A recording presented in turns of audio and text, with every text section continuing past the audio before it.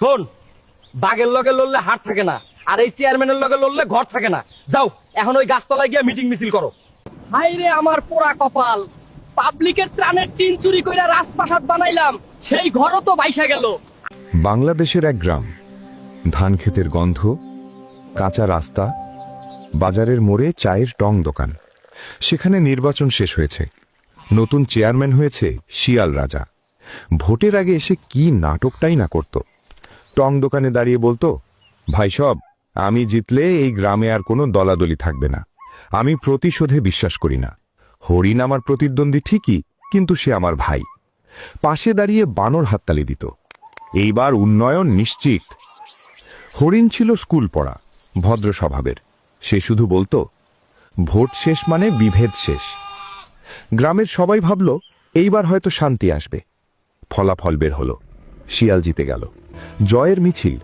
শিয়াল সবার দিকে তাকিয়ে হাসছে, কিন্তু সেই হাসির ভেতরে জমেছিল অন্য হিসাব।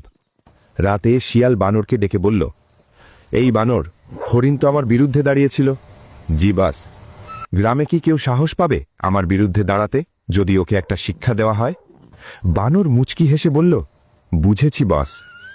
রাত গভীর, গ্রামের বাতি নিভে গেছে, চাঁদের আলোয় নিস্তব্ধ চারদিক। বানর তার দলবল নিয়ে হরিণের ছোট্ট ঘর ভাঙতে শুরু করল। হরিণ দৌড়ে বেরিয়ে এসে চিৎকার করল, কেন? আমি তো হেরে গেছি, ভোট তো শেষ, আমার অপরাধ কি? বানর ঠান্ডা গলায় বলল, অপরাধ? ভুল জায়গায় দাঁড়িয়েছিলে। পরদিন সকাল, ভাঙা ঘর, মাটিতে ছড়িয়ে থাকা বই আর খাতা। হরিণের ছোট্ট বাচ্চাটা স্কুলের বই বুকে চেপে কাঁদছে।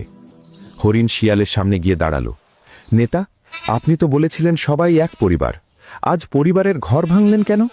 শিয়াল বলল, রাজনীতি বুঝো না, ক্ষমতায় টিকে থাকতে হলে ভয় দেখাতে হয়। হরিণের চোখ দিয়ে পানি পড়তে লাগলো। সে কিছু বলল না, শুধু আকাশের দিকে তাকালো। কিন্তু আল্লাহর বিচার দেরি হলেও অন্ধ নয়। কয়েক মাস পর ভয়ঙ্কর ঝড় এলো। বন্যার পানি বাড়তে বাড়তে পুরো গ্রাম ভাসিয়ে নিল। চেয়ারম্যান শিয়ালের নতুন পাকা বাড়ির চারপাশে পানি। চেয়ারম্যান সাহেবের বের হওয়ার কোনো রাস্তা নেই। শিয়াল অসহায়ের মতো ছাদে দাঁড়িয়ে আছে। সবাই দূরে দাঁড়িয়ে দেখছিল।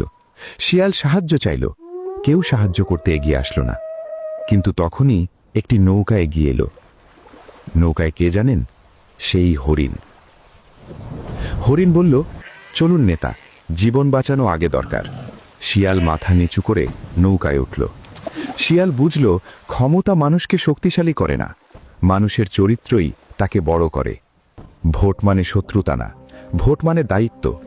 ক্ষমতার জোরে ঘর ভাঙা যায়, কিন্তু মানুষের মর্যাদা ভাঙা যায় না। বাংলাদেশের গ্রামে প্রায়ই একটা প্রশ্ন ওঠে, নেতা বদলালে কি আচরণ বদলায়? উত্তরটা আমাদের হাতেই।